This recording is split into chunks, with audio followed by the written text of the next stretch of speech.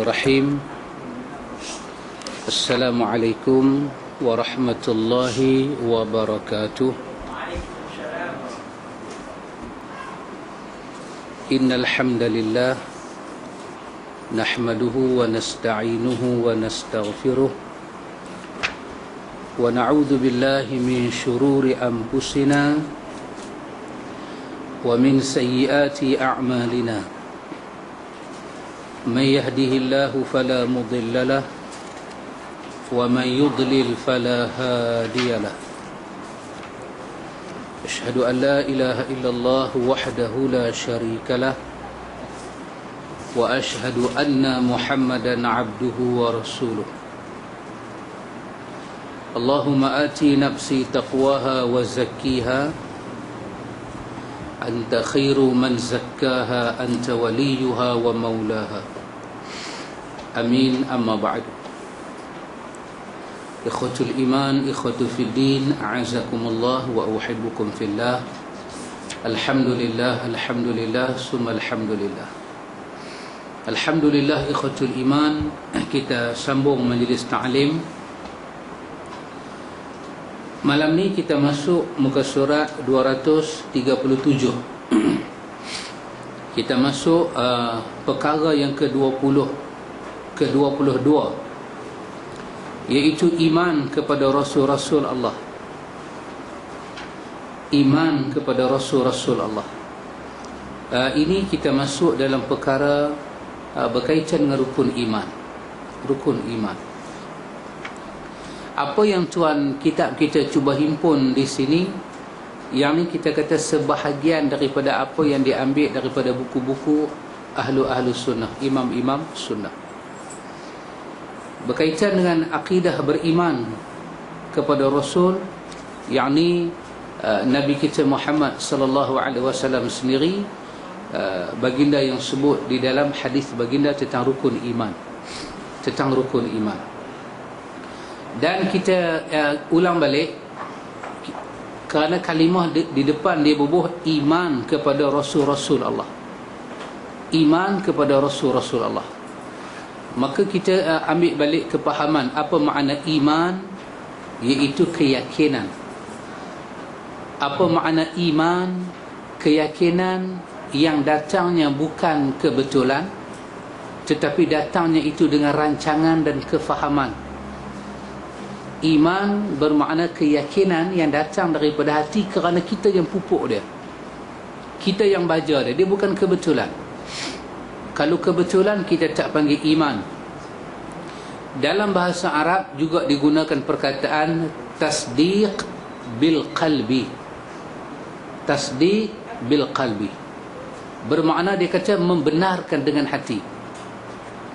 Sebahagian ulama-ulama ahlu sunnah ketika mensyarahkan makna tasdiq, dia kata bukan membenarkan, tetapi tasdiq satu benda yang benar datang dalam hati dengan kita mengetahui kebenaran dia. Dia bukan sepintas lalu, tidak. Kita membenarkan dia kerana kita melihat hujah-hujah. Sehingga kan bila kita melihat pada hujah-hujah tu, bila orang lain berhujah, kita menolak hujah orang lain. Itu makna tasdik. Bukan macam orang Melayu kata sengaja. Tidak, dia bukan sengaja. Jadi kita nak semayang pun sahaja aku semayang, walaupun kalimah sahaja tu tak ada dalam usalli. Kat nawaitu saumaghdin, sahaja aku puasa. Tak ada sahaja nawaitu tu. Usalli aku semayang, bukan sahaja. Tapi kita mungkin tak ada bahasa nak pakai. Dia kata sahaja aku semayang. Tidak. Sahaja aku membenarkan. Tidak. Bukan sahaja aku benarkan, tapi satu kebenaran yang dia datang pada jiwa kita. Dan kebenaran tu bila datang, dia buat kita jadi tak tenteram kalau kita tidak membenarkan. Kita jadi tak tenteram. Itu makna iman. Itu iman yang benar. Kalau kata membenarkan dengan hati, sekadar kita percaya Rasul itu benar, kemudian kita tak rasa bersalah tak ikut dia, yang ni bukan tasdik. Tasdik dia mesti ada rasa Bila kita tak ikut tu, apa yang kita benar, dia meruntun kita. Kita rasa salah. Kita rasa, kan anak-anak kita kadang-kadang anak dengan cucu Pak Amir kan. Kadang-kadang kita marah anak. Kita marah anak. Lepas tu kita fikir-fikir, betul juga anak aku cakap ni.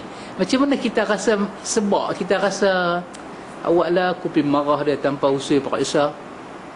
Kalau boleh kita nak, apa orang panggil, kita nak replay balik cerita tu supaya marah kita kepada anak tu tak jadi. 2-3 hari kita sengap Kalau isteri tanya awak pasal apa, diam. Sebab kita rasa salah. Maka perasaan salah tu, kalau tak silap orang putih panggil guilty conscious. Faham ni tu jenuh duk apa tu. Perasaan salah. Jadi kalau kita kata iman, satu orang itu percaya Allah ada, lepas tu apa Tuhan suruh buat dia tak buat, ini iman yang tak sempurna. Iman an tu'minu billah wa malaikatihi wa rusulihi. Kamu beriman tentang Allah, tentang malaikat dan rasulnya. Tiba-tiba kita tak ikut apa Tuhan kata, dia merasa bersalah. Maka itu nak maksud dia, kita beriman kepada Allah, dan yang ni pula beriman kepada rasul-rasul dia. Bila orang cakap pasal rasul, kita rasa penyelewengan. Tiba-tiba jiwa kita mula tak tenteram. Ada benda kita nak balik-balik. Yang tu bermakna tasdik yang benar. Itulah iman yang benar. Iman yang sepatutnya wujud dalam hati orang-orang mukmin. Itu makna kita beriman kepada rasul-rasul Allah. Kita bukan beriman pada Rasulullah sahaja, tapi kita beriman dengan semua rasul. Dengan semua rasul yang Allah Ta'ala utuskan, kita beriman. Kata dia, Ahlu Sunnah beriman. Ahlu Sunnah beriman. Abang Syed, buku Abang Syed adalah cerita saya, buku akidah ni yang Abang Syed pesan hari tu. Ada. Tak boleh tekan warna hijau, jangan tekan biru hijau.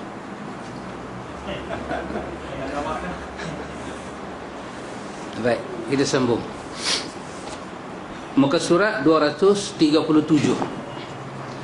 Ahlu Sunnah beriman kepada rasul-rasul. Bila kata rasul-rasul, semua rasul. Beriman pada rasul-rasul yang diutus Allah Ta'ala kepada setiap kaum dia. Kita beriman dengan setiap rasul yang Allah Ta'ala utuskan bagi tiap-tiap kaum. Ini kerana Allah Ta'ala firmankan, walaqad ba'asna fi kulli ummatin rasulan. Bagi tiap-tiap ummah itu ada rasul yang dihantar. Ada rasul yang dihantar. Kasih Pak Mik. Ada rasul yang dihantar. Baik. Ar-rusul bentuk jamak daripada kata rasulun. Rusul dia plural daripada perkataan rasulun. Kita kata Rasulullah. Dalam bahasa Arab apa kita idhafah, kita sandarkan rasul itu kepada Allah. Kita letak rasul itu kepada Allah, yang bererti orang yang diutus untuk menyampaikan sesuatu. Namun yang dimaksudkan rasul di sini adalah orang yang diberi wahyu untuk disampaikan kepada umatnya. Adapun rasul yang kita nak bincang di sini adalah setiap orang yang Allah Ta'ala turunkan kepada dia wahyu, dan Allah Ta'ala minta dia menyampaikan kepada kaum dia. Tetapi secara ilmu asasnya ialah, sebelum satu orang itu jadi rasul, dia akan diangkat martabat dia menjadi nabi. Menjadi nabi. Setiap rasul mesti daripada jumlah para nabi. Tetapi bukan semua jumlah para nabi akan dilantik menjadi rasul. Ini menunjukkan kepada kita, nabi lebih umum daripada rasul. Jumlah rasul terhad, jumlah nabi begitu umum, banyak. Nabi diambil daripada kalimah nabba'a. Nabba'a ataupun wa amba'a. Membawa maksud akhbara. Nabi satu diambil daripada kalimah nabba'a ataupun amba'a. dengan makna akhbara. Apa dia akhbara? Pemberitahuan, berita yang disampaikan. Jadi Nabi ini adalah orang yang Allah Ta'ala beri pada dia berita, dan dia menyampaikan hanya berita daripada Allah. Juga kita boleh kata Nabi berasal daripada Naba. Naba dengan makna ala wartafa'a. Tadi Nabi dengan makna kata nabba'a, amba'a, dengan makna akhbara, dia sampaikan. Tapi dia juga boleh bermakna naba ala wartafa'a. Nabi bermakna ala wartafa'a, iaitu orang yang mempunyai kedudukan yang tinggi.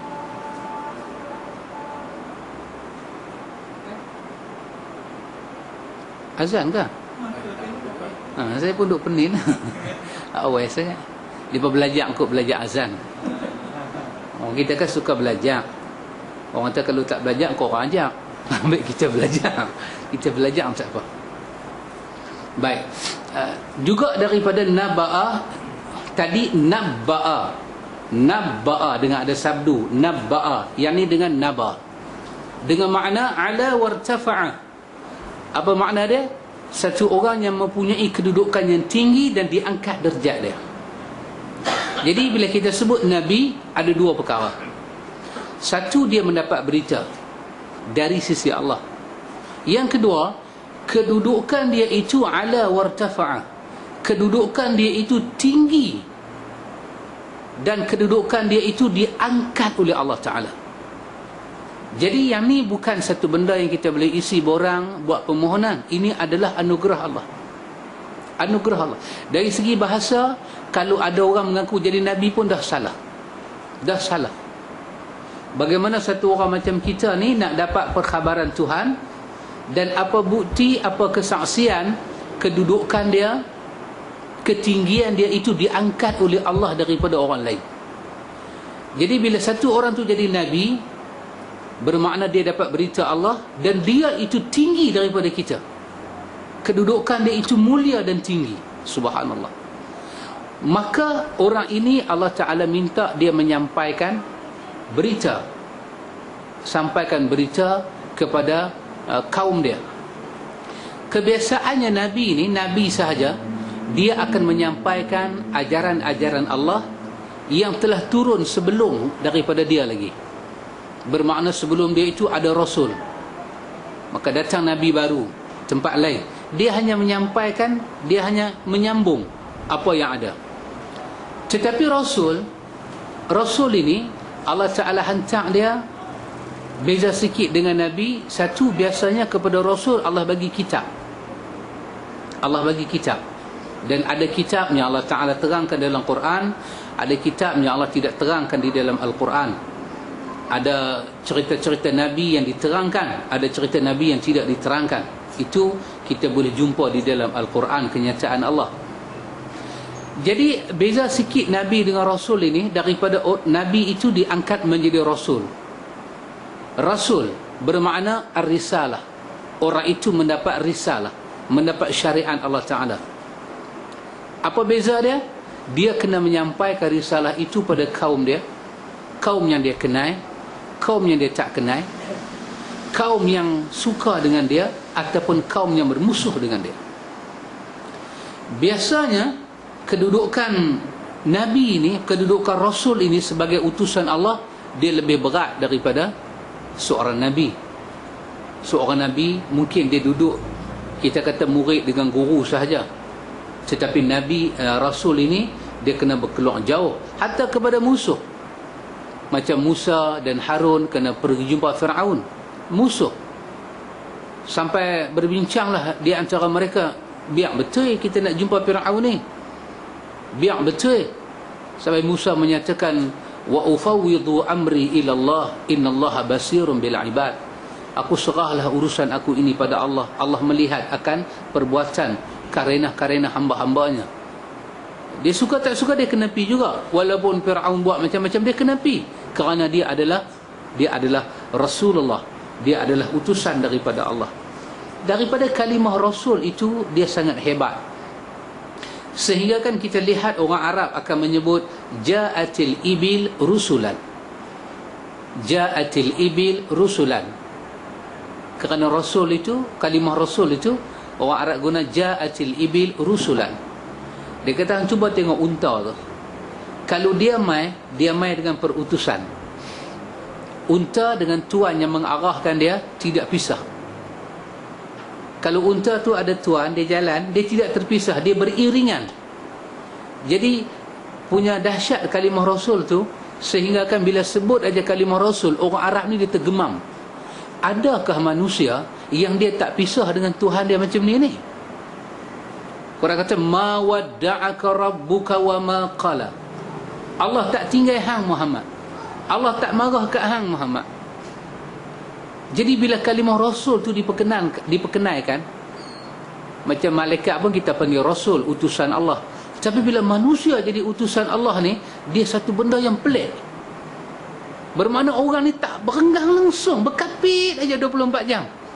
Sampai kalau dia cakap itu cakap daripada Allah. Maka yang inilah menyebabkan orang-orang Arab rasa heran dengan Nabi Muhammad ni. Dan sebahagian daripada orang-orang Arab ni dia kata, kenapa tak pilih orang lain daripada Muhammad lah? Tak adakah orang lain? Tak adakah orang lain daripada Muhammad? Kerana itu bila Nabi kita Muhammad jadi Rasul, ada beberapa nama yang dicadangkan supaya dia jadi Rasul sama. Itu yang pertama, dicadangkan daripada satu orang daripada Mekah, satu orang daripada Taif. Orang daripada Mekah ni dicadangkan Al-Walid Al-Mughirah, Al-Walid bin Al-Mughirah. Dia dicadangkan jadi Rasul juga. Orang daripada Taif dicadangkan Urwah bin Mas'ud Al-Thaqafi. Orang Taif pun ada juga orang baik-baik ni. Tapi walaupun mereka baik, bila sebut Nabi Muhammad jadi Rasul ni orang pening. Sebab orang ni tak akan berpisah dengan Tuhan. Maka Allah ceritakan dalam surah Az-Zukhruf ayat 31, ayat 32. Allah katakan dalam ayat tu, wa qalu laula nuzila hadzal qur'ana ala rajul minal qaryatayn 'azim. Kenapa tidak diturunkan Quran kepada salah seorang daripada dua laki-laki daripada dua tempat yang besar ni, Mekah dan Taif, sama ada Al-Walid bin Al-Mughirah ataupun Urwah bin Mas'ud Al-Thaqafi? Kenapa mereka juga tidak diangkat jadi Rasul? Kenapa mereka tidak diangkat jadi Rasul? Allah Ta'ala katakan, ahum yuqsimuna rahmat rabbik. Adakah mereka yang membahagikan rahmat Tuhanmu? Mereka pandai-pandai bagi cadang nama jadi Rasul ni? Tak, ini utusan Allah. Karena itu Allah katakan dalam surah Maryam ayat 56, Allah kata ulaika alladhina an'ama Allahu 'alaihim minan nabiyyin min zurriyyati Adam. Ini orang jadi nabi, jadi rasul adalah orang yang mendapat nikmat Allah daripada keturunan Adam. Maka tidak boleh isi borang jadi rasul, tidak boleh mendakwa. Dia dakwa je ditipu automatik. Kenapa? Kerana kalimah itu telah membuktikan, bukan dakwaan dia. Satu orang mai, saya rasul. Macam saya lah kan, dalam mamak-mamak saya jadi Rasul, saya jadi Nabi. Tak payah orang kata bohong. Kalimah Nabi dan Rasul itu telah menolak. Subhanallah, dah tolak dah. Kenapa? Kalimah Nabi bermakna mendapat berita Allah. Kalimah Nabi bermakna orang itu ditinggi kedudukan dan darjat dari sisi Allah. Dan macam mana kita nak tahu orang itu ditinggikan oleh Allah? Quran lah. Ayat macam mana, surah macam mana yang kata orang macam saya ni jadi Nabi dan tiba-tiba jadi Rasul lagi, beriringan kita dengan Tuhan. Subhanallah, kalimah itu akan menolak fitnah-fitnah yang dibawa oleh manusia, kerana kalimah itu begitu besar, ikhwatul iman. Baik, mari kita baca kitab ni. Rasul yang pertama adalah Nabi Allah Nuh alaihi salam, dan yang terakhir adalah Nabi Allah Muhammad sallallahu alaihi wasallam. Allah Subhanahu wa taala berfirman, "Inna auhayna ilaika kama auhayna ila Nuhin wan nabiyina min ba'dih. Sesungguhnya kami telah memberikan wahyu padamu sebagaimana kami telah memberikan wahyu pada Nuh dan nabi-nabi yang kemudian. Abu Hurairah radhiyallahu anhu dalam hadis syafaat yang menceritakan bahawa Nabi menyatakan nanti orang-orang akan datang kepada Adam alaihi salam untuk minta syafaat. Nabi Adam meminta maaf kepada mereka seraya berkata, Datanglah Nuh, datangilah Nuh alaihi salam. Lalu mereka mendatangi Nabi Nuh alaihi salam dan berkata, wahai Nuh alaihi salam, engkaulah Rasul yang pertama diutuskan Allah. Itu hadis yang panjang. Hadis itu riwayat Bukhari, riwayat At-Tirmizi, yang menyebut bila sampai di hari akhirat kita mencari pertolongan. Adamlah kita cari, dan Adam kata cari Nuh. Adam kata cari Nuh. Adam ni seorang nabi. Daripada keturunan Adam dilahirkan Rasul. Ini janji Allah. Ini janji Allah kepada Adam, Rasul dilahirkan. Bila Allah janji, iaitu bila Adam dihalau daripada syurga, qul nahbitu minha jami'a. Adam, Iblis dan Hawa keluar daripada syurga. Maka Allah kata, fa imma ya'tiyannakum minni huda, akan datang daripada aku kepada kamu petunjuk.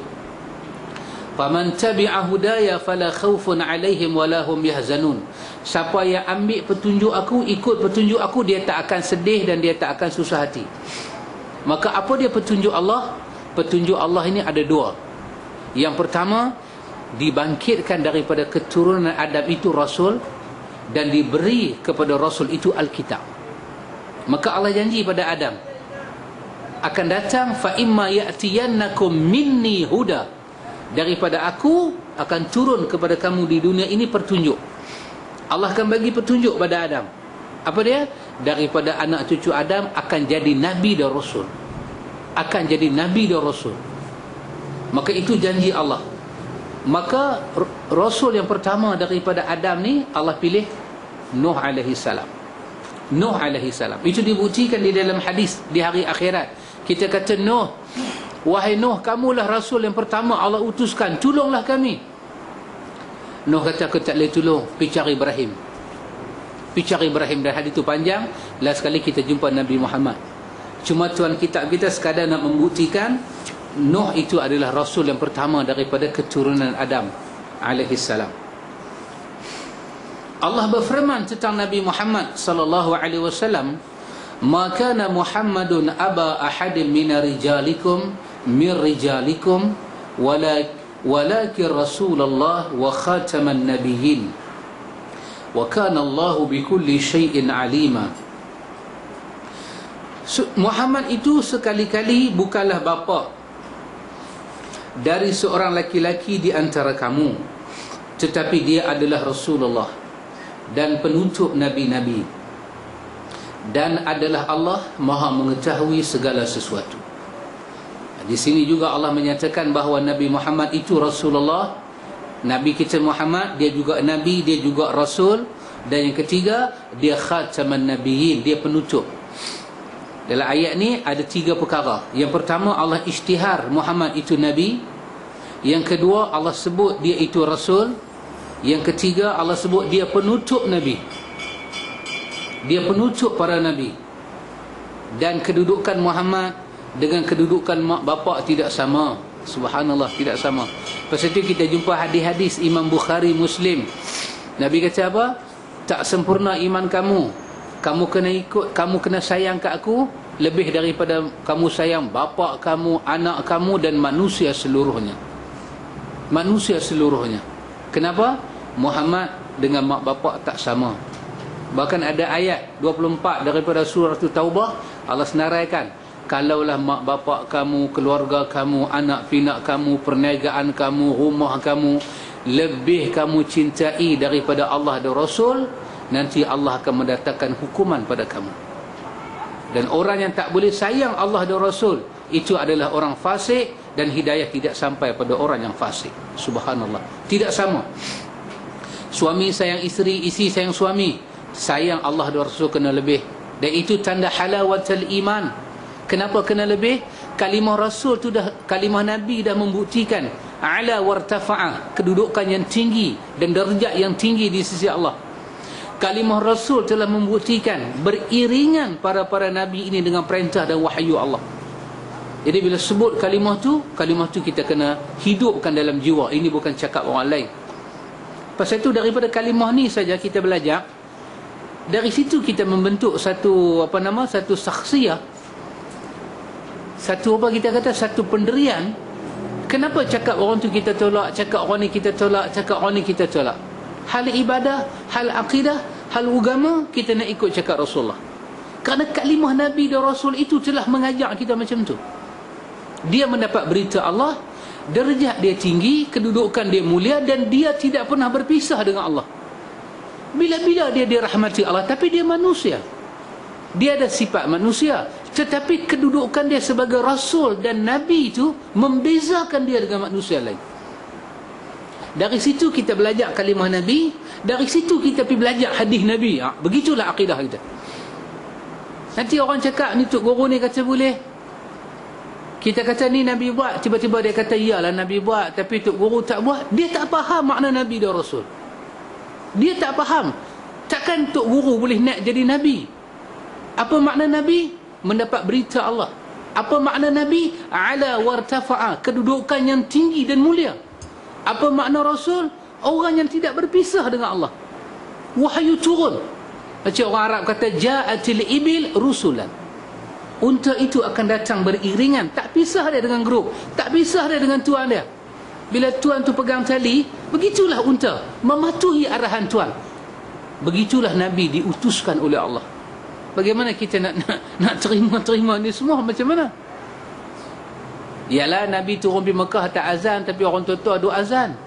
Waduh, omongnya seenak dewe bajingan tengik loh. Tak bisa begitu. Tak boleh macam tu. Biar 1000 orang azan, 1000 Tok Guru azan, kita tak azan di Mekah. Pasal apa? Pasal kita beriman dengan Rasul yang Allah utuskan. Mustahil berenggangnya wahyu dengan para Rasul. Mustahil. Allahu Akbar. Dan kita ini ummah. Apa makna ummah? Ummah adalah orang yang tidak mendapat nikmat nubuwah dan nikmat ar-risalah. Kita tak jadi Nabi dan kita tak jadi Rasul. Pasal itu kita dipanggil ummah. Maka kita kena tabi', kena mengikut, ataupun kita kena ittiba', mengikut dan meneladani siapa dia? Para Nabi dan Rasul. Itulah kedudukan mereka di sisi Allah. Kita tak boleh main-mainkan. Setiap umat tidak pernah sunyi dari Nabi yang diutuskan Allah Subhanahu wa ta'ala, yang membawa syariat khusus untuk kaumnya, atau dengan membawa syariat sebelumnya yang diperbaharui. Tak sunyilah umat dulu terima Nabi dan Rasul. Kadang-kadang syariat itu dah turun, umat tu jadi jahanam. Mereka bagi rosak syariat tu, ataupun mereka tinggal ikut agama baru. Datanglah Rasul baru. Allah hantar Rasul untuk membetulkan mereka. Dah cakap Nabi mereka tak dengar, cakap Nabi mereka lawan, maka Allah hantar Rasul lebih kuat daripada para Nabi, pun tak lawan, pun lawan juga. Allah turunkan balak dan malapetaka. Allah Ta'ala berfirman, وَلَقَدْ بَعَثْنَا فِي كُلِّ أُمَّةٍ رَسُولًا أَنِ اعْبُدُوا اللَّهَ وَاجْتَنِبُوا الطَّاغُوتَ. Dan sesungguhnya kami telah mengutuskan Rasul pada tiap-tiap umat untuk menyeru beribadah kepada Allah sahaja dan menjauhi taghut. Bukan benda besar, tak ada benda lebih besar kerja Nabi ni, melainkan kerja mereka ajak orang ibadah Allah. Ada dua. Satu, kita kata kita beriman dengan Allah. Lagi satu apa dia? Kita tauhid kepada Allah. Kalimah iman dia mungkin kalimahnya agak umum, tapi tauhid dia khusus untuk Allah.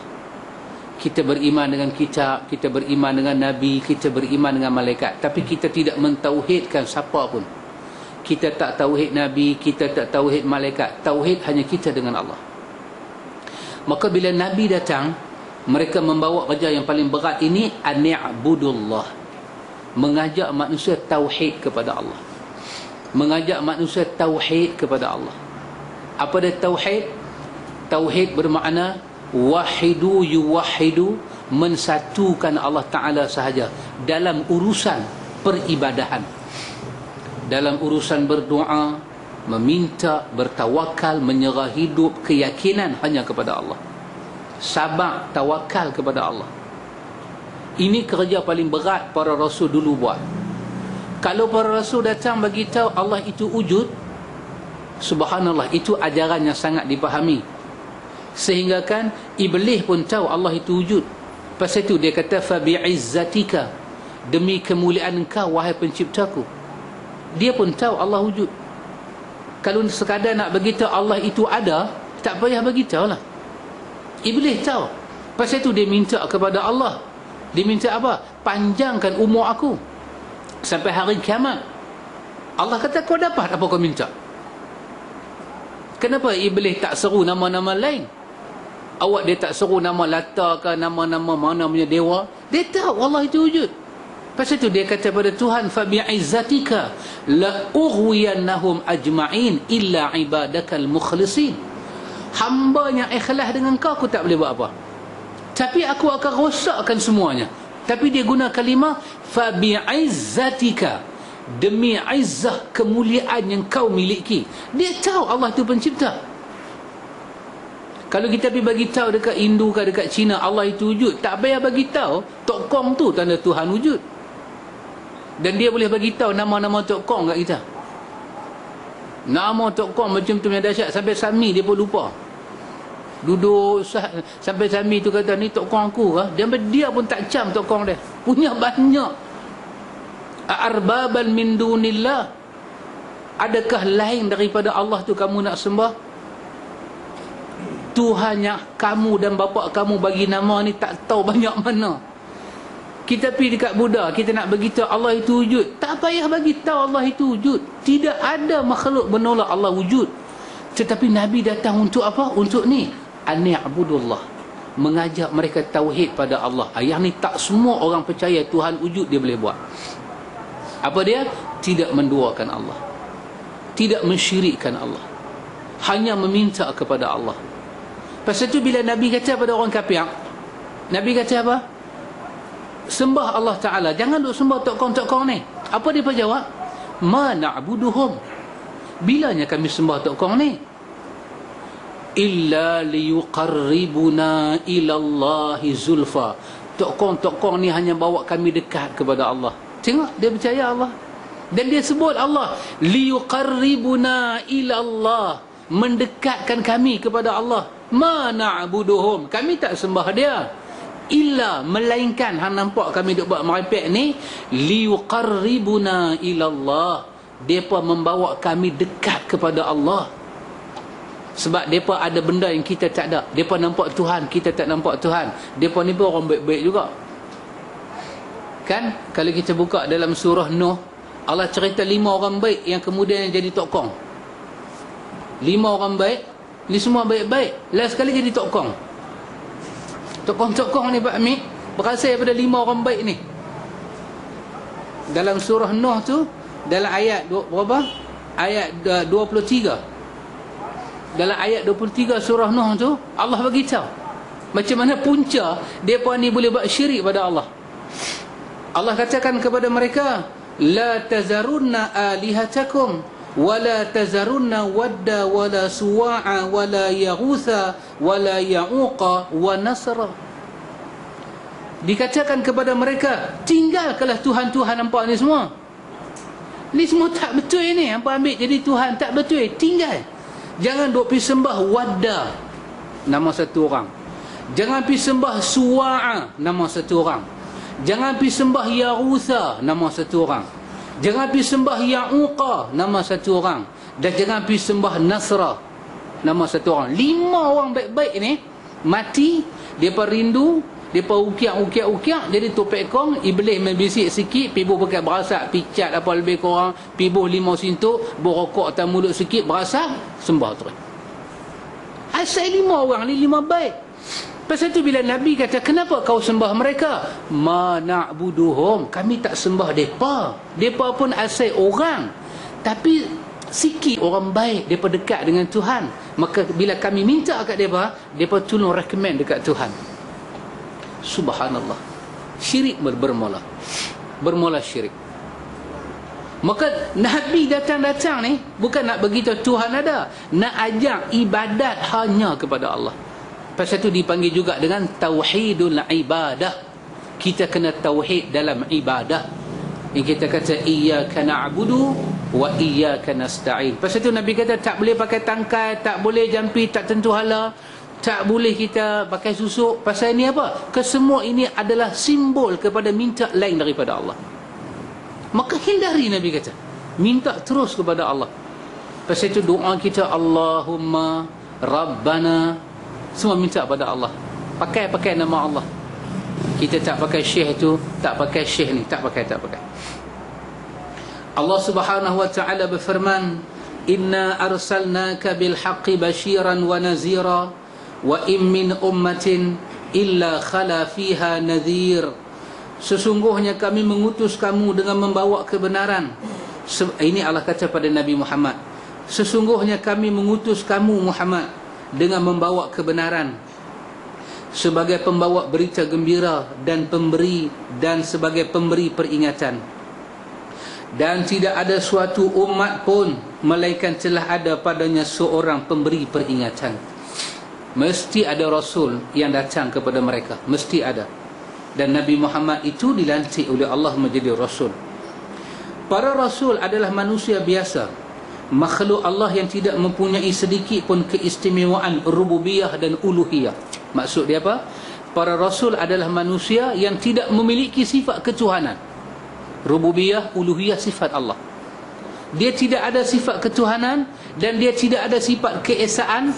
Dia langsung tidak layak disembah. Tidak layak disembah. Serta mereka pun tidak mengetahui perkara gaib.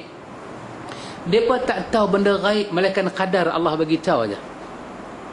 Pasal itu dalam surah Jin, Allah Ta'ala firmankan, Allah bagi tahu dalam surah Jin. Allah kata macam mana dalam surah Jin, berkenaan dengan alam ghaib ni, dalam surah Jin, pada ayat 27 tu, ayat yang dekat nak akhir tu, Allah Ta'ala katakan, alimul ghaibi fala yuzhiru ala ghaibihi ahada. Allah kata alimul ghaib, yang tahu benda ghaib Allah. Fala yuzharu ala ghaibihi ahada. Allah tak pernah bagi tahu benda ghaib pada siapa-siapa pun. Tak. Malaikat itu sendiri, kalau Allah tidak tajalikan benda ghaib, dia tak tahu. Kata Allah, illa man irtada min rasulin. Kami bagi tahu sikitlah benda ghaib ini pada orang yang kami redha, iaitu para rasul. Sikit. Benda-benda kiamat, benda-benda mati, malaikat dalam kubur, neraka, syurga, tak jadi lagi. Tapi Nabi boleh habaq nama-nama neraka, penghuni-penghuni dia, sifat-sifat dia, dahsyat dia macam mana, kena bakar macam mana. Benda gaib. Kenapa? Allah bagi tahu. Lain daripada ni, pergi betapa di Gunung Jerai 13 hari pun tak tahu apa. Tak tahu apa. Tak usah duk main lah dengan akak bahang lah, ambil kain kuning, ikat pinggan, ikat kepala dengan serban, tiba-tiba mengaku benda gaib. Ini semua syaitan. Ini semua dakwaan yang salah. Allah Ta'ala berfirman tentang Nabi Muhammad sallallahu alaihi wasallam sebagai pemimpin para rasul yang paling tinggi darjatnya di sisi Allah. Allah firmankan, qul la amliku li nafsi naf'an wala darra illa ma syaa Allah walau kuntu a'lamul ghaib lastakthartu minal khair wama massani yasu in ana illa nadhirun wa bashir liqaumi yu'minun. Katakanlah, aku tidak berkuasa menarik kemanfaatan bagi diriku dan tidak pula menolak mudarat kecuali yang dikehendaki Allah. Ini Allah suruh Nabi kata sendiri.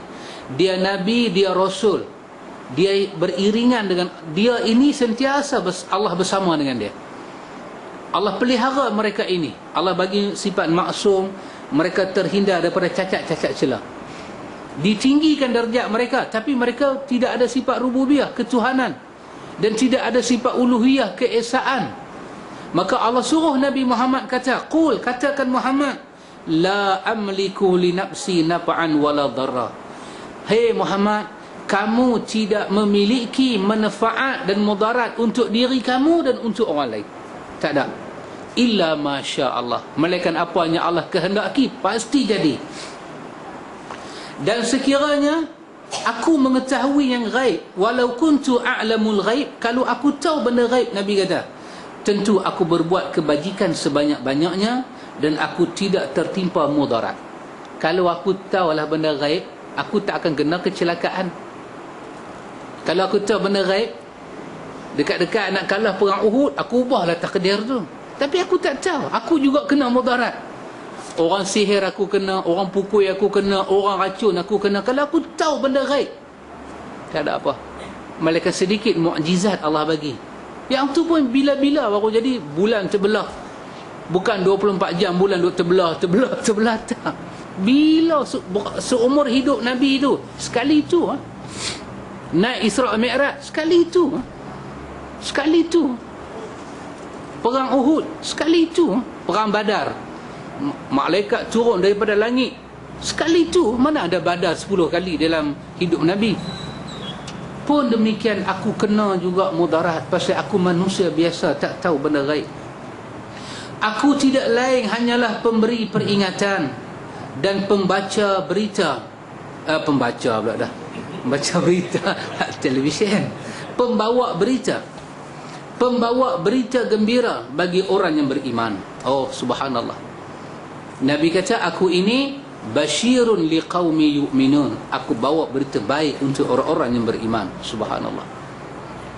Kerana itu ikhwatul iman, kalau Nabi tak tahu benda gaib, antum boleh bayang, Nabi kita tak tahu benda gaib, bomoh boleh tahu. Bomoh boleh habaq. Bila kita tarikh pilihan raya pun tak tahu sembilan. Cina pun sampai dah raya dah. Melayu dah raya, Hindu dah raya, Cina pun dah raya. Pilihan raya tak tahu bila Pak Amir. Tak tahu. Dah dapat dah 500. Tapi macam Pak Amir kata lah, saya ambil kata Pak Amir lah. Kalau nak buat rojokan, rujuk ke Pak Amir lah. Pak Amir kata rakyat Malaysia ni bagus, alhamdulillah. Pasal apa? Rakyat Malaysia ni kerajaan bagi 500. Tu pun nak pergi ambil queue beratur.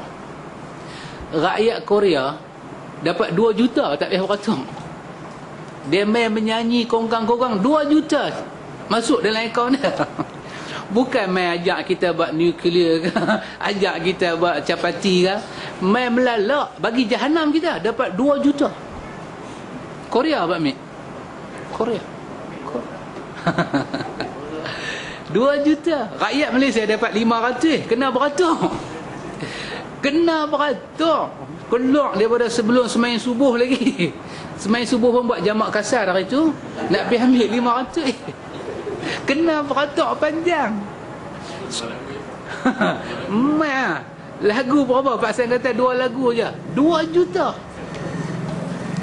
Kalau begitu, maknanya bajet ni bajet rakyat Korea lah, bukan bajet kasih sayang. Ini bukan kasih sayang. Ini semua saya ambil daripada Pak Amir. Ini bukan daripada saya. Kerana itu, sebelum saya sambung di bawah ni, saya rasa ada beberapa perkara yang patut kita bagi tahu sikit berkenaan dengan kita beriman dengan para rasul. Apa dia? Yang pertama, ikhwatul iman, ahlu sunnah wal jamaah menyatakan bahawa semua para rasul ini tidak ada sifat rububiyah dan uluhiyah. Mereka bukan nabi, mereka bukan ada sifat uluhiyah, sifat ketuhanan, sifat keesaan, sifat ketuhanan, tidak ada. Tidak ada. Jadi tidak boleh kita mendewa-dewakan Nabi Muhammad dengan selawat ke, dengan perasaan sayang ke, sampai dia tu seolah-olah duk setara dengan Tuhan. Tidak boleh. Pasal itu selalu saya ulang, dalam buku Marhaban tu, kita buka surat pertama je, kita akan jumpa dia, yang dibubuh Assalamualaikum, banyak panjang-panjang tu. Salah satunya dia kata Assalamualaikum ya mahiyaz dzunub. Salam kepada engkau wahai Muhammad, penghapus dosa. Ini dia telah meletakkan sifat pengampun kepada Nabi, dan ini salah. Ini sifat Tuhan. Kita tak boleh berselawat pun. Selawat tafrijiyah, tanhalu bihil uqad. Selawat ini boleh merongkaikan yang tersimpun. Oh, subhanallah. Ini bahasa-bahasa, kalau dia tidak pergi straight to the point, syirik, dia mushtarak. Dia, orang putih kata, double meaning. Kalimah tu sendiri boleh pergi terjemah kat tu, boleh pergi terjemah kat ni. Maka elok kalimah lagu ni jangan kita pakai. Kita kata da'ah bukan makna lagu tu. Kita kata da'ah, tapi dia boleh pergi makna macam tu. Dia boleh pergi makna macam tu. Tak boleh, Maka tak usah pakai kalimah lagu tu. Kalau kita nak selawat kat Nabi, pakai yang Nabi ajar. Allahumma salli ala, duk baca dalam selawat tahiyat akhir tu, Allah, itulah yang paling best. Sampai jadi rukun semayang, sampai masuk dalam tahiyat akhir, Allahu Akbar. Kita pakai selawat syifa. Orang kata da'ah bukan selawat dia menyembuhkan, Allah yang menyembuhkan. Tapi bila kita bubuh nama selawat syifa, selawat itu sebagai syifa, macam ayat syifa. Kenapa duk pakai nama-nama yang mushtarak lagu ni? Syafi itu Allah, Allah itu asy-Syafi, penyembuh.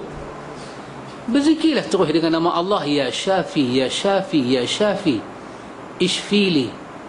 Ya Allah, Tuhan yang maha menyembuh, sembuhlah aku.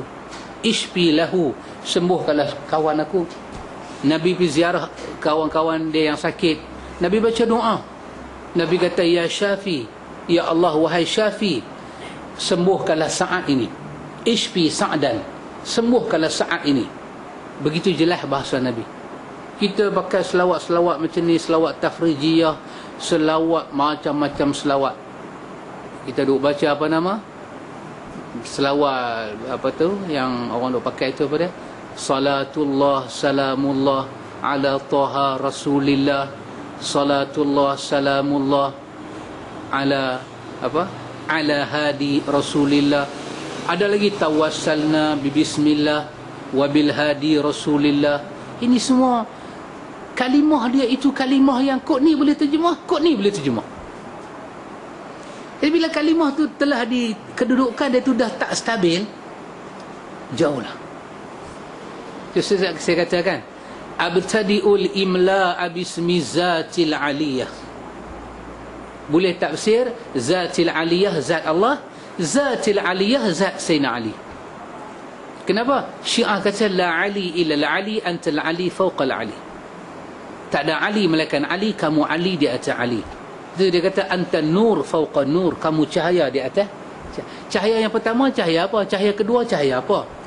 Sedangkan Allah kata Allahu nurus samawati wal ard. Jadi bila dia bersekutu macam tu, saya katakan kenapa buku merhaban tu kita tak ejeh? Abtadi'ul imla bismillah. Habis, selesai. Abtadi'ul imla bismillah.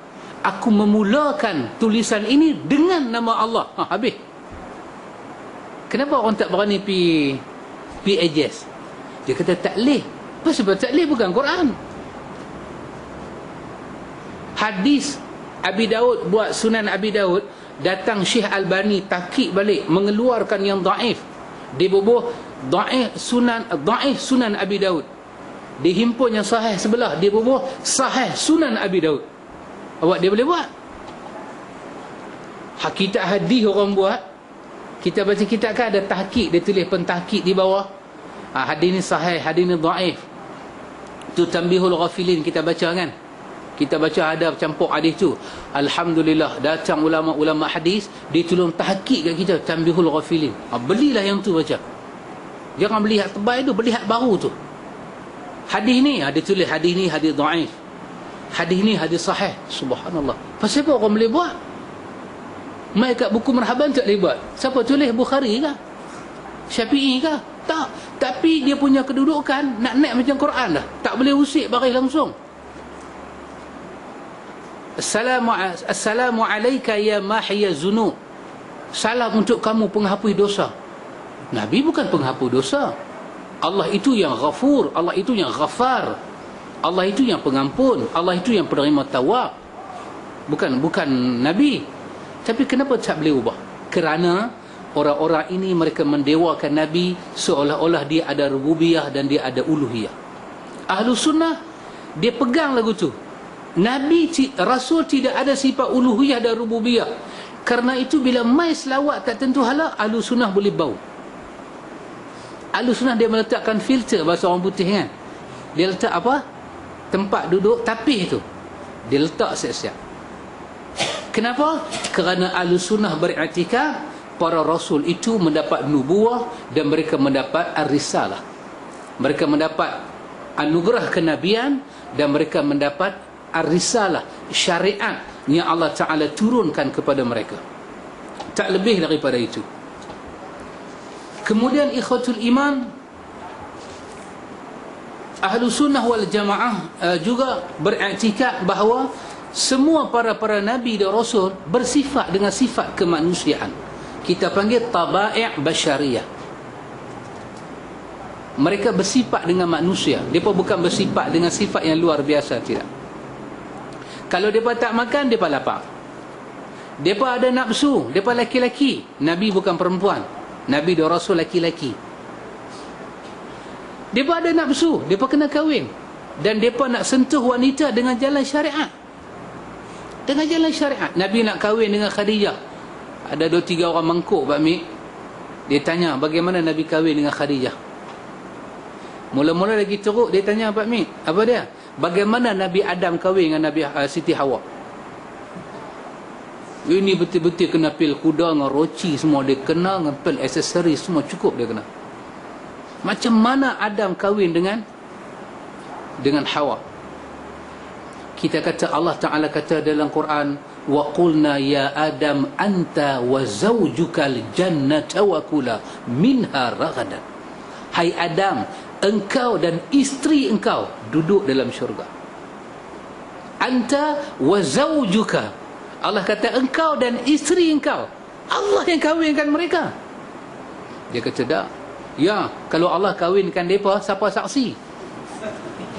Dia tanya, apa mas kahwin? Saya kata, kalau Allah kata Allah kahwinkan mereka, perlukah mas kahwin? Allah yang kahwinkan. Tak, dia kata. Dia kata sebenarnya yang akad nikah Adam dengan Hawa ni Azazil yang akad nikah. Saksi dia para malaikat. Mas kahwin dia berselawat pada Nabi Muhammad. Itu dia Azazil. Pasal itu bila Azazil bagi menikah, dia tengok-tengok Adam dengan Hawa ni nak dapat kelebihan. Pasal itu dia cemburu. Ada orang boleh percaya tu Adam kahwin dengan Tok Hawa, Iblis jadi Tok Khadi. Betapa merosotnya kepala otak orang ni. Tetapi orang tarekat boleh terima. Nak kata Iblis daripada malaikat pun tak boleh. Ibnu Abbas sebut Azazil itu asal dia malaikat, tapi riwayat itu dhaif. Kerana Quran menyebut Iblis itu daripada jin. Dia daripada jin, buat daripada api, dan dia bagi tahu dia api. Dan dia daripada jin, bukan malaikat, dan malaikat tak pernah berguru pun dengan dia. Quran cerita macam mana malaikat dapat ilmu. Kan bila dikatakan kepada Adam, surah Adam sebut satu-satu nama. Bila malaikat nak tahu kelebihan Adam tu, Allah beritahu kepada Adam, wa 'allama Adam al-asma. Allah ajarlah kepada Adam tu nama-nama. Lepas tu Allah kata pada malaikat, hang tahu tak benda ni? Malaikat kata, subhanaka la ilma lana illa ma 'allamtana. Kami tak tahu melainkan apa yang hang ajar. Tengok, kami tak tahu melainkan apa yang hang ajar. Siapa ajar malaikat? Kami tak tahu melainkan apa yang hang ajar. Malaikat tak kata kami tak tahu melainkan tok guru kami ajar. Macam tu terang ayat Quran, orang boleh kata guru malaikat Iblis. Saya ingat kuda pun tak terlampil ni. Kita kena candu betul-betul. Subhanallah, subhanallah. Tak betul. Ini tidak betul. Mereka manusia. Para Nabi adalah manusia. Kalau dia lapar, dia makan. Ini kita baca sejarah Tok Wali. Ada Tok Wali tak makan 100 tahun, zikir aja.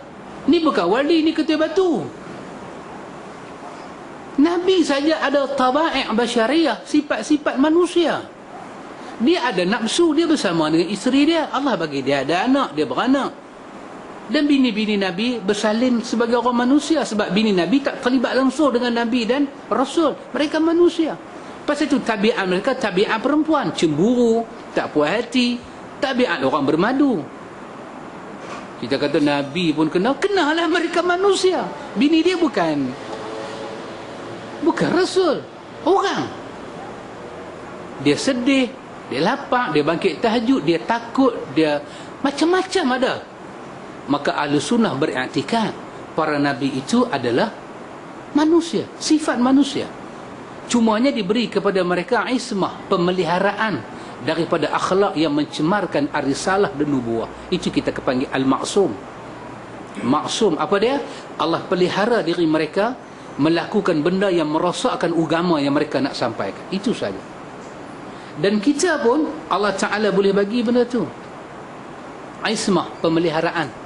Kita ikut syariat Allah, Allah bagilah pemeliharaan pada kita. Tapi Allah tak bagilah maksum. Allah bagi pemeliharaan. Kita terhindar daripada sifat-sifat keburukan. Kita terhindar daripada sifat-sifat yang menjatuhkan maruah dan agama yang kita bawa.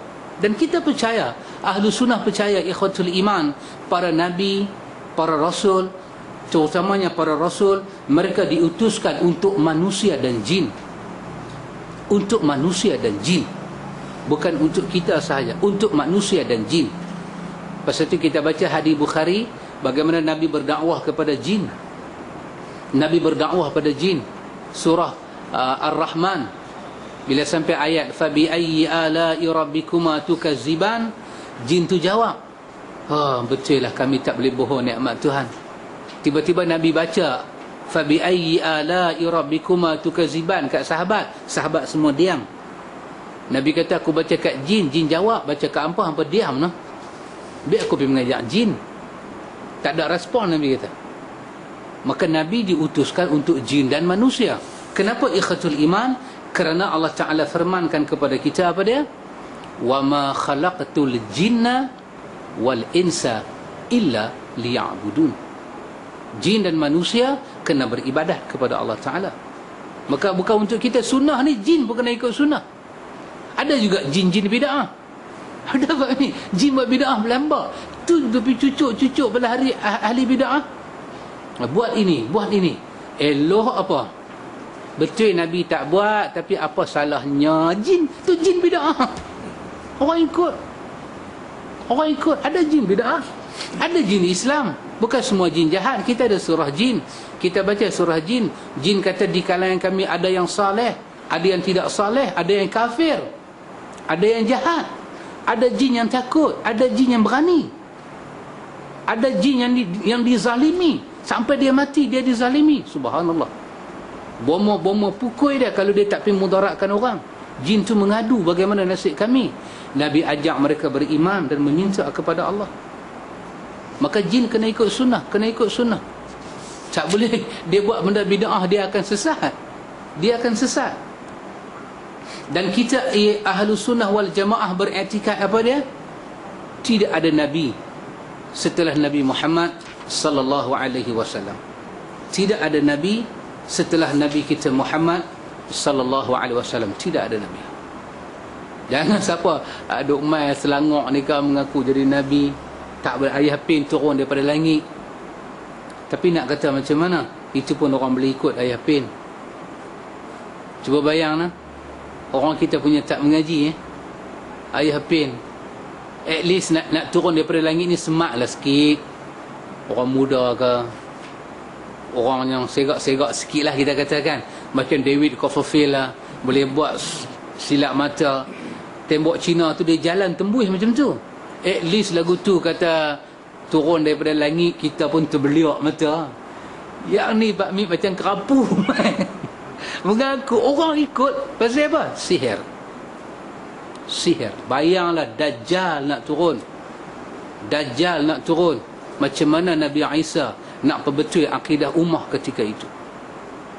Kerana itu ikhwatul iman, kita percaya ketika Nabi kita Muhammad sallallahu alaihi wasallam sebut tentang, Nabi kata, kanat banu Israel tasusuhum al-anbiya ka kullama halaka an-nabi khalfahu nabiyyun wa innahu la nabiyya ba'di. Ini disebut dalam hadis Imam Muslim. Nabi kata apa? Nabi kata sesungguhnya Bani Israel mereka dipimpin oleh para nabi. Para nabi di kalangan Bani Israel dipimpin oleh para nabi. Kullama halaka nabiyyun, apabila satu nabi itu mati, Nabi kata akan datang nabi selepas itu. Mati, datang. Sampailah aku, wa innahu la nabiyya ba'di. Lepas daripada aku sudah tidak ada nabi. Ini kita kata i'tiqad ahlu sunnah terhadap para nabi. Dan ahlu sunnah ada lagi dua perkara dengan para nabi dan rasul, khususnya Nabi Muhammad. Apa dia? Yang pertama, kena ada al-hub, mencintai semua utusan Allah, lebih-lebih utusan yang dekat dengan kita, Nabi Muhammad. Mesti hub, wajib. Kalau ada orang tak sayang dengan para nabi, kita sayang semua. Sebut Isa, sebut Musa, kita sayang. Tapi kerana Nabi Muhammad dihantar kepada kita, kita tambah lagi satu. Apa dia? Al-itba'. Kita mesti mengikut dia. Tak ada dua ni, habis. Dan dalam mengikut itu kena tambah lagi satu, al-ikhlas. Jadi kalau ada orang Nabi Muhammad, bila dia sebut Nabi Muhammad, perasaan cinta tu tak datang, dia berdosa seumur hidup. Seumur hidup dia berdosa. Kadang-kadang kita dengar musim Maulud Nabi ni banyak pemimpin berucap, yalah kita ikutlah Nabi Muhammad sempena Maulud tahun ni kan. Kita apa nama? Tahun ni punya apa Pak Mit? Ummah apa? Wasatiyah. Apa tonggak apa? Wasatiyah tonggak apa kau ummah? Ini Maulud Nabi kan. Ketika pemimpin berucap, ke siapa-siapa berucap, tapi dalam hati dia tak ada terjentik sayang pada Nabi, dia berdosa di sisi Allah. Dia berdosa di sisi Allah. Abu Bakar memberi ucapan, dia sebut je nama Nabi, orang nampak berubah muka dia, air mata dia berkaca. Kaca air mata dia. Sampai dia kata, lastu tarikan, aku tidak akan bercerai dengan cara Nabi. Aku tidak akan berpisah dengan cara Nabi. Kerana kalau aku berpisah sahaja, sudah cukup untuk aku sesat. Jadi siapa-siapa saja dia sebut nama Nabi, dia selawat dekat Nabi kah, dia ikut sunnah Nabi kah, dalam hati dia tidak cinta, maka dia berdosa di sisi Allah. Dosa macam mana? Dosa dia lebih keras daripada orang yang minum arak dan berjudi lagi. Kalau dia menyatakan saya percaya Nabi Muhammad, tiba-tiba sebut nama Nabi Muhammad, dia tak rasa apa, dan dia tak ikut Nabi Muhammad, tiba-tiba jiwa dia tak rasa salah, maka sesungguhnya dia tidak pernah beriman. Dia tidak pernah membenarkan kerasulan, an-nubuwah dan ar-risalah hanya Allah bagi pada Nabi Muhammad. Subhanallah. Pasal itu daripada kecil kita kena bagi anak kita kenal sunnah Nabi. Pasal itu bid'ah ni besar, sebab bid'ah menghalang kita kenal Nabi. So sunnah terlalu besar. Macam mana kita nak sayang dengan sunnah? Saya teringat soalan itu, dan Syekh Maulud menjawab, tidak ada jalan melainkan kita kena masuk dalam keluarga sunnah, dia kata. Macam mana orang tu jadi jahat, dia kata? Orang tu jadi jahat kerana dia duduk di tengah-tengah kejahatan. Kalau jahat balik kanan, dia duduk balik kiri, dia takkan jadi jahat. Bagaimana orang boleh buat bid'ah? Kerana dia duduk di dalam keluarga bid'ah. Macam mana kita nak tegakkan sunnah? Kita kena tegakkan sunnah, kena duduk dalam keluarga sunnah. Kita tak boleh kita mengaji sunnah, lepas tu kita salat tidak sunnah. Itu membuktikan sunnah Nabi itu tak masuk dalam hati. Dan ini satu dosa. Ini satu dosa. Kita kata dengan Nabi Musa pun kita kena ada hub. Yahudi benci Musa, Yahudi benci Nabi Daud, Yahudi benci Nabi Sulaiman. Mereka cercah bukan-bukan. Bahkan Quran kata malaikat Jibril, Mika, Israfil pun mereka ludah. Sampai Allah kata man kana aduwwan li Jibril, siapa yang bermusuh dengan Jibril, dia bermusuh dengan aku. Yahudi cercah habis-habisan. Lepas itu dalam rukun iman ada pula rukun iman beriman kepada malaikat. Kena hormat dengan malaikat, kena sayang dengan malaikat. Tak nampak, tak pernah bersahabat, tak pernah berkawan, tapi kena mencintai para malaikat kerana mereka makhluk yang dicintai oleh Allah. Kita kena cinta Nabi, dan Nabi kata tinggalkan yang lain kerana aku. Subhanallah. Dan kita duk mengaji sunnah Nabi ni, dan kita masuk bab beriman dengan Nabi, bolehkah kita bagi tahu saya tak boleh buatlah sunnah ni kerana masyarakat tak benarkan, saya tak boleh buatlah kerana Pak Mentua? Ini bermakna kau tidak cinta. Kata orang Arab apa dia? Ramai orang kata kenal Laila, tapi Laila tak kenal dia. Ramai orang kata sayang Laila, tapi Laila tak kenal dia. Laila ni kan perempuan cantik kan? Hanya Qais sahaja kenal Laila, dan Laila mencintai Qais.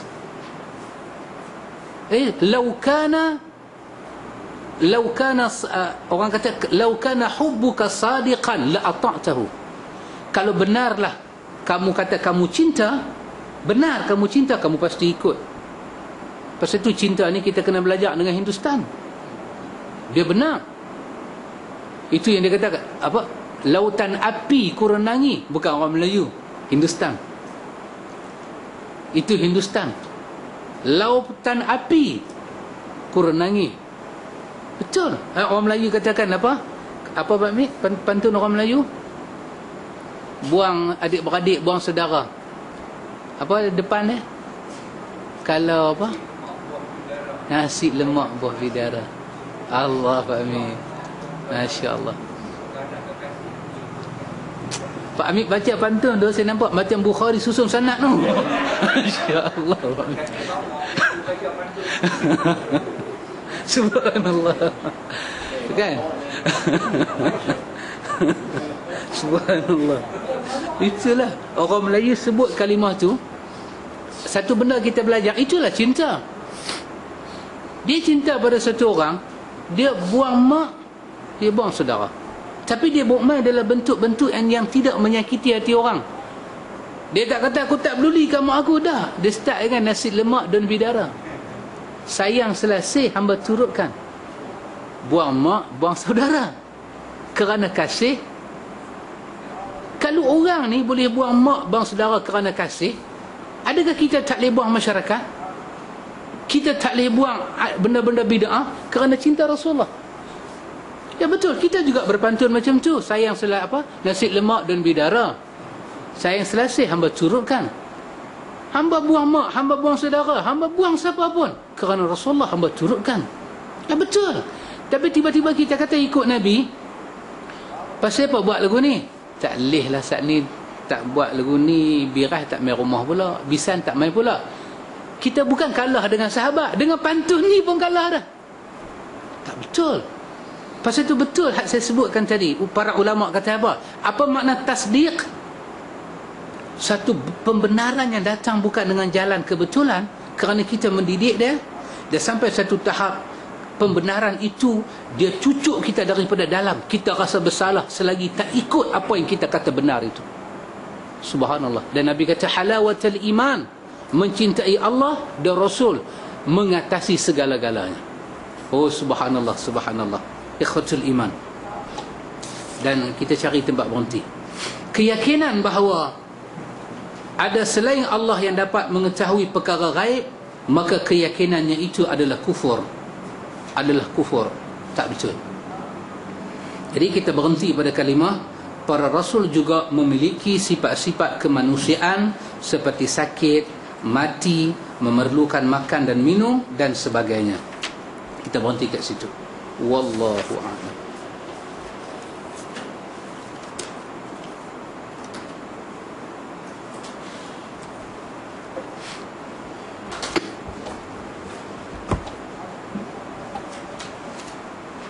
Kita duk belajar secara asas macam mana kita nak beriman kepada Allah, kepada Rasul. Allahu Akbar. Subhanallah. Dan ini satu benda yang sangat diuji oleh Allah di akhir zaman. Dan saya berani menyatakan ikhwatul iman, untuk mengenal sunnah Nabi dengan jalan yang lebih kuat, iaitu kita belajarlah daripada rukun-rukun iman. Kita belajar sunnah ni dengan pintu akidah. Saya rasa kita belajar sunnah dengan pintu akidah, pengaruh dia lain daripada kita belajar sunnah terus dengan mustalah. Lain pengaruh dia. Ya Pak Hasan.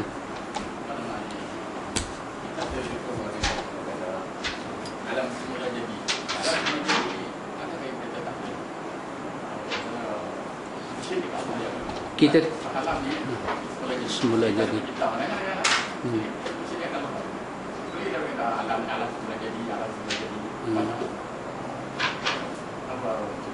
Wallahu ta'ala alam, Allah yang maha tahu. Kalau kita kata alam ni semula jadi macam ni, kalau kita maksudkan Allah telah menjadikan alam ini, beginilah asal dia. Kalau itu kita maksudkan dengan alam semula jadi, kita kata Allah ni dia buat pokok ni memang hijau dah. Bila pokok tu tua nak mati, kekuning-kuningan, lepas tu jadi kering. Memang semula jadi dah sifat dia macam tu. Jadi kalimah semula jadi itu kita maksud kepada sifat alam itu, maka itu adalah sesuatu yang tidak salah. Tapi yang tak benar ni, apabila dia maksudkan alam semula jadi, tak ada pencipta. Macam orang putih banyak buat teori itu, teori ini, teori Big Bang, satu letupan yang besar berlaku, boom. Dia tak kaitkan letupan itu dengan kebesaran Tuhan. Dia kata macam mana langit jadi langit, macam mana bumi jadi bumi, laut jadi laut, pulau jadi pulau. Sebab dunia ni pernah meletup.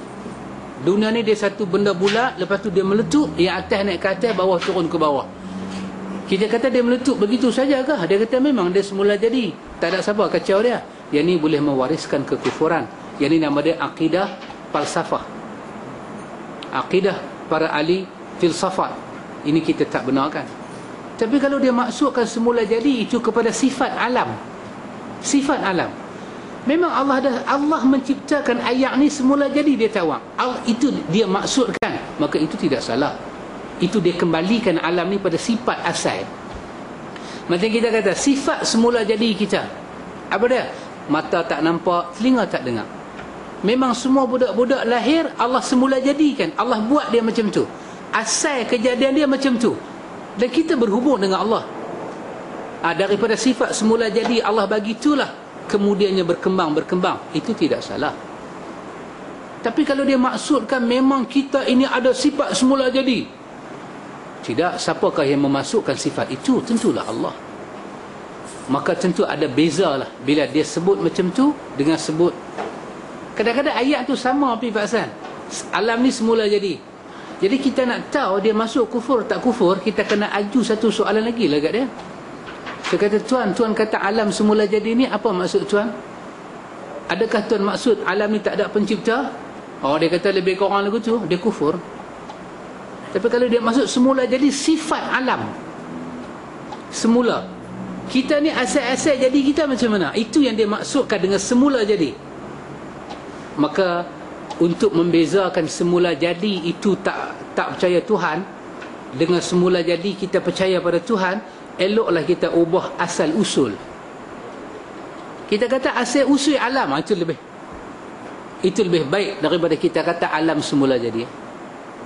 Asal usul alam macam mana, asal usul makhluk macam mana, itu lebih tepat. Sebab duduk semula jadi nanti tak ada beza dengan orang kafir. Nanti tak ada beza dengan orang kafir. Elok kita ubah bahasa kita Pak Hasan. Apa dia? Asal usul. Asal usul alam. Sebab kalimah semula jadi boleh jadi kalimah double meaning pula dah. Boleh pi betul, boleh pi tak betul. Jadi kalimah tu kita tinggalkan, kita tukar. Kita kata asal usul alam ini Allah Ta'ala jadikan. Lepas tu kita teranglah sifat-sifat dia. Itu lebih baiklah. Boleh Pak Hasan? Wallahu ta'ala alam. Mudah-mudahan dirahmati Allah dunia sampai akhirat. Subhanakallahumma wa bihamdika asyhadu an la ilaha illa anta astaghfiruka wa atubu ilaik.